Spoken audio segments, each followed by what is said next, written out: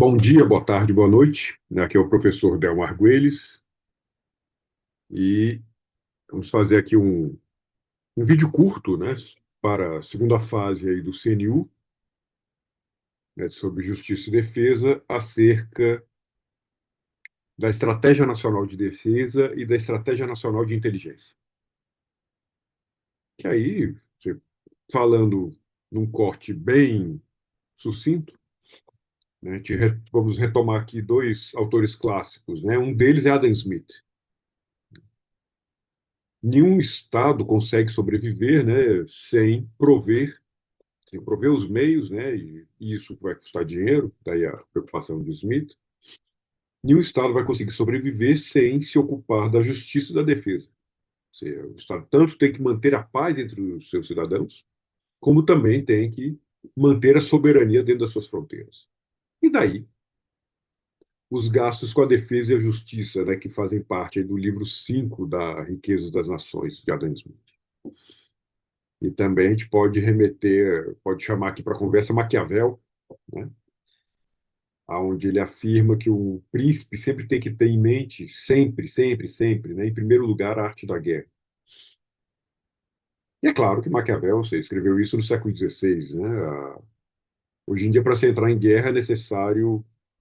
Quer dizer, temos um contexto bem diferente, né, para um Estado poder declarar guerra ao outro, já que guerras de agressão são veementemente condenadas, né, pelo sistema internacional. Então, pelo menos, por mais descarado que seja, ainda assim você teria que bolar uma desculpa. É o contrário do século XVI, que não precisava. Mas, assim, então, sempre o homem de Estado tem que pensar, né, em como manter a soberania, como manter a paz dentro das suas fronteiras, e daí as preocupações com justiça e defesa. E no que tange à defesa, né, o que é a defesa? Né? Justamente como falei agora, né, prover, prover proteger a sua soberania dentro das fronteiras, é manter o poder estatal dentro das fronteiras, né, e também, num segundo momento, proteger interesses do Estado, mas o primeiro momento, né, é justamente proteger manter a soberania, manter o território, né, manter as fronteiras e proteger a população. A população está sempre em último lugar nessa lista, né, porque aí você vai usar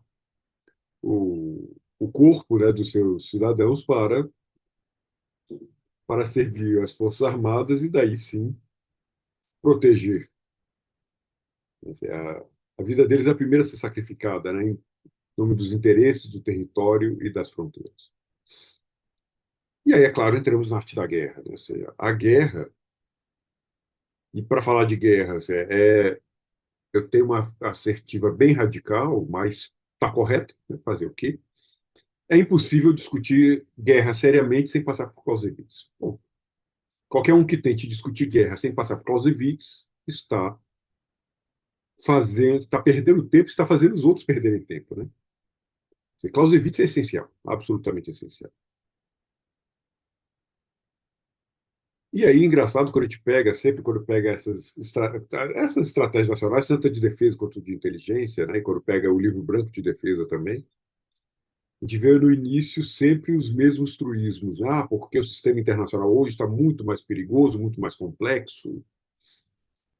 Na verdade, quando é que o sistema internacional não foi perigoso e complexo? Sempre foi.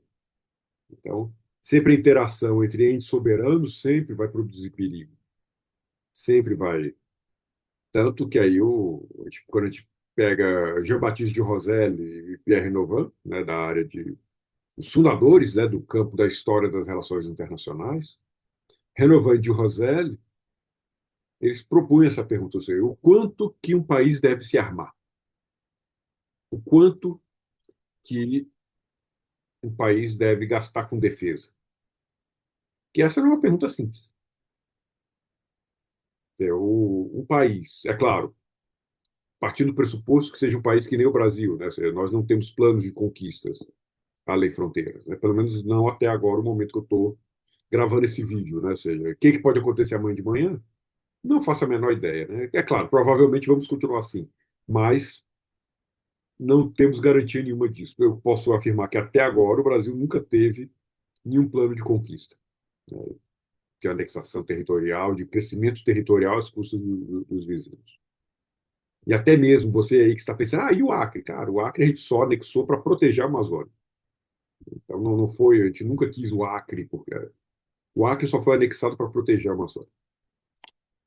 Mas voltando, em um país como o Brasil, que não tem anseios de expandir o seu território, quanto devemos nos armar?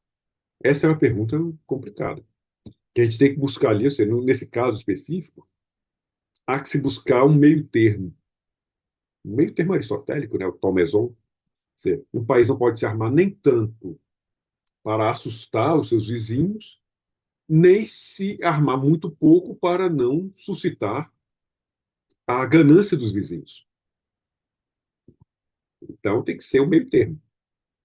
Armar o bastante para que qualquer invasor saiba que a tentativa de nos atacar será dolorosa, será custosa, então há que se pensar 2, 3, 10, 20 vezes, 50 vezes antes de atacar. E, ao mesmo tempo, não devemos nos armar tanto assim de modo a provocar, que provoque medo, né, nos nossos vizinhos. Porque se a gente fizer isso, os nossos vizinhos vão se armar também e vão fazer alianças defensivas contra nós. Né? Então, um meio termo. E quando a gente pensa no livro branco de defesa nacional, né, o livro branco ele tem esse papel até de construir laços de confiança no sistema internacional, até onde é possível, né? Sabemos, né, que o sistema internacional não é essa lenda dourada, né, que dizem tanto aí, né, nessa história de Poliana menina moça, né, toda cheia de abelhinhas e florezinhas e tal, etc. Mas o livro branco de defesa é uma iniciativa de abrir, né, algumas informações, as informações possíveis aos demais países, né, para justamente construir relações de confiança. E ele se liga, ou seja, aqui no Brasil, né, nosso livro branco de defesa, ele se liga, ele se baseia, ele dialoga, né, com as estratégias nacionais, tanto de defesa quanto de inteligência. Né, porque também sem inteligência, que é atividade de inteligência, a gente está numa situação muito complicada, né, para ser extremamente gentil. Né, ou seja, que, na verdade, até a ação de inteligência é um problema. Ou seja, não há como abrir mão da atividade de inteligência, mas também atividades de inteligência, perdão, podem ser problemáticas, né? Vide aí a CIA, né? Vide outros serviços de inteligência que criam estados dentro do estado e com ações que escapam aí ao controle democrático, que é outro problema também. Então, como lidar com isso? É um problema e tem que ser feito, né? Agora, como, né? Esse como sempre é o. Então, ou seja, daí, né, esse vídeo curto, né, que eu pretendo que seja curto, né, que eu tento fazer curto, quando pensamos nas estratégias de defesa e de inteligência em conjunto, então, primeiro, né, o que é estratégia? Né? Estratégia, em termos militares, é um conjunto, o uso, né, conjunto de várias batalhas para você ganhar uma guerra. Então, assim, a tática, perdão, a estratégia, ela se contrapõe à tática. A tática ocupa-se do curto prazo, do operacional ali em campo de batalha. A tática, a melhor definição de tática, é a arte de ordenar o exército para a batalha de modo a enganar o inimigo. Então, se você faz exatamente aquilo que o inimigo tem certeza que você não vai fazer, então pronto, você conseguiu fazer uma boa tática. O problema é que ele vai tentar fazer o mesmo, né? E também a tática você só sabe que funciona depois que ela funciona.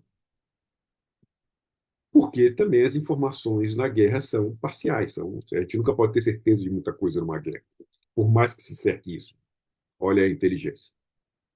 Então, a estratégia, então, vai se ocupar de todo o conjunto, né, de batalhas, de recontros, para ganhar a campanha.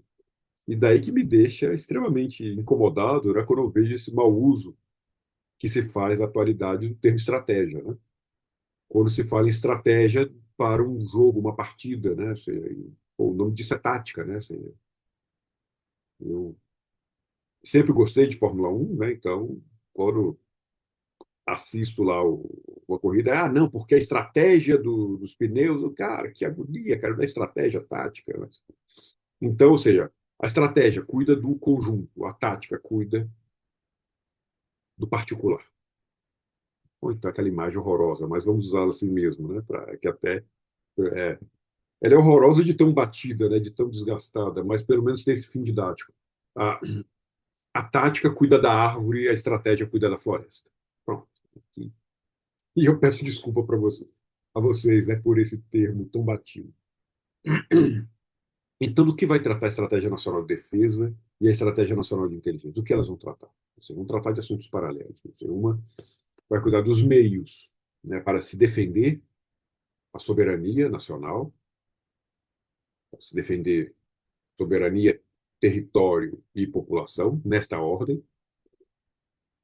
E a estratégia de inteligência é justamente para prover serviços de inteligência que vão justamente vão ser os subsídios absolutamente essenciais para a tarefa da defesa. Então, daí, inclusive, assim, as estratégias não planificam, né? Assim, a gente temos aí o Plano Nacional de Defesa e o Plano Nacional de Inteligência, que é justamente, né, como é que a estratégia será implementada, e daí os planos.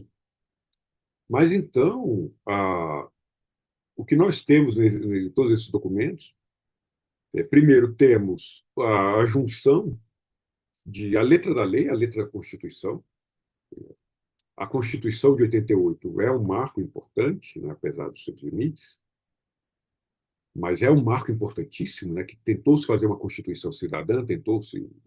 Quer dizer, ali temos várias vozes, né, mas também o. E daí, eu sei, como é que se faz, então, para implementar, né, essa letra da lei? Como é que se fosse? Não basta apenas fazer a lei, não basta apenas fazer um corpo jurídico, né, não basta apenas fazer um edifício jurídico, né?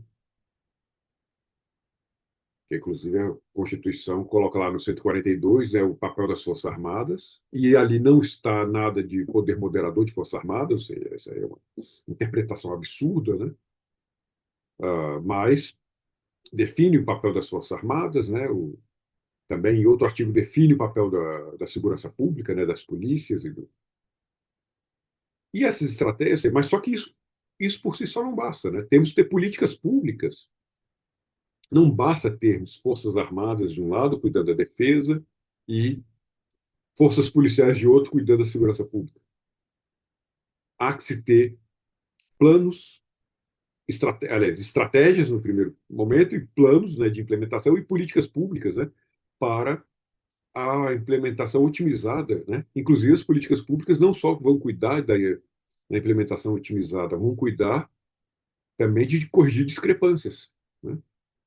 Então, a Constituição garante a igualdade perante a lei. Mas só que a prática histórica, o que nós temos no nosso país, né? Ou seja, um passado colonial horroroso, né?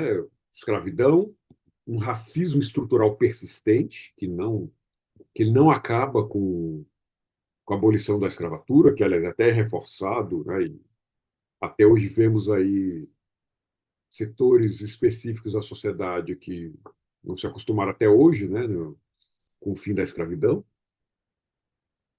E aí, eu sei como que se faz. A política pública vai servir justamente para corrigir essas discrepâncias e fazer a lei ser melhor aplicada, né? Então, o sistema de cotas, né, para concurso público para universidades é justamente vai de encontro à questão da igualdade perante a lei, né, igualdade de oportunidades, igualdade de tratamento, etc. Então daí que especificamente, ou seja, as estratégias de defesa e de inteligência vão fazer isso nos seus campos específicos, obviamente, né? Por óbvio, né? Então daí que temos a questão de avaliar ameaças, né, e possibilidades do país e objetivos, né? Como eu falei, até o presente momento que eu estou gravando esse vídeo, não é objetivo do nosso país fazer guerras de conquistas, de conquistar território dos vizinhos. Não é. Pode ser amanhã de manhã, pode ser semana que vem, ano que vem. Eu, se eu pudesse prever o futuro, eu já tinha acertado da Mega Sena. Mas o que eu posso garantir que até agora não é. E aí, então, diante de tudo que se coloca, né, de todos os nossos objetivos enquanto nação, dos nossos objetivos enquanto sociedade, e também todos os problemas que a gente apresenta, né, o que precisamos então para defender, né, para organizar a defesa do país. E, e a Estratégia Nacional de Inteligência é a mesma coisa. Então, temos um problema, né, basicamente, a estratégia de inteligência vai se ocupar dois grandes aspectos. Um, produzir conhecimento. Saber o que devemos saber para melhor proteger nós, eu estou usando o plural, nós, enquanto nação, enquanto país, nos protegemos. É proteger a nossa soberania, proteger o nosso território, a nossa população. A produzir esse conhecimento. E, ao mesmo tempo, também a contra-inteligência, ou seja, negar a qualquer outro a agentes fora da estrutura do Estado brasileiro esse conhecimento específico que não pode ser divulgado. É claro, há conhecimento que deve ser, e daí temos até a lei de liberdade da informação, mas há outros tipos de conhecimentos que devem ser sigilosos. Inclusive até os nossos dados pessoais, né? Então daí há que se ter toda uma ação de inteligência que proteja, né? Que negue, né? A contra-inteligência, em termos militares, é isso, né? Você negar o uso, né? O acesso ao conhecimento por parte de outrem, enquanto você tenta obter o conhecimento. Assim como é o objetivo, né? Para usarmos aí uma metáfora bem parecida, é o objetivo da superioridade aérea, né? Você franquear o uso dos céus para a sua força aérea e, ao mesmo tempo, negar esse uso para forças aéreas adversárias, forças aéreas inimigas. Então, a contra-inteligência ela vai fazer isso. Agora, como fazer? Assim, e aí a gente tem. Então, primeiro, ou seja, temos vários pontos, né? Ou seja, a primeira velocidade de tecnologia, né? Ou seja, a tecnologia só está caminhando a passos larguíssimos, né? Assim, à medida que o tempo passa. Né? Então, no século XIII, um camponês podia viver uma vida inteira, um camponês europeu podia viver uma vida inteira sem ver nenhuma inovação tecnológica. Podia viver a vida dele da mesma forma que o pai dele e o avô viveram e sabendo que seus filhos e netos também teriam a mesma vida. Já hoje, as relações de trabalho mudam, as relações de emprego, a própria tecnologia, né? Ou seja, tudo. Né? O disco de vinil de 40 minutos, né, de 20 minutos cada lado, era uma novidade tremenda há algumas décadas atrás. Há 30 anos atrás virou uma peça de museu quando veio o CD, e hoje já retorna, mas retorna como um objeto de culto, né? Um modismo hipster, etc. Né? Se bem que eu adoro o disco de vinil, né? Para começar, a capa é bem melhor para se enxergar. Né? Mas então vejam bem, né? A tecnologia é volátil, é célere. Então, daí, uma estratégia nacional de inteligência ela tem que levar em conta tudo isso. Assim como, por exemplo, a questão estratégica do próprio país controlar meios de informação, né, e de comunicação. Né? Então, e por aí vai. Né? Então, daí que passa, né, por todo esse espaço para se avaliar problemas. Problemas sempre vão haver, né? É claro, muda o tipo de problema, mas os problemas sempre vão haver, né? Por isso que eu falei o absurdo daquele. Ah, vivemos uma época perigosa após o 11 de setembro. Cara, o mundo sempre foi perigoso. Para as cidadezinhas comerciais, né, da Ásia Menor, que estavam na rota do exército de Alexandre o Grande, o mundo era perigoso também. Não precisava de drones nem de ataque de hackers, né, para ser perigoso. Né? O bom ataque selvagem com lança e espada também fazia o seu estrago, né? Agora, cabe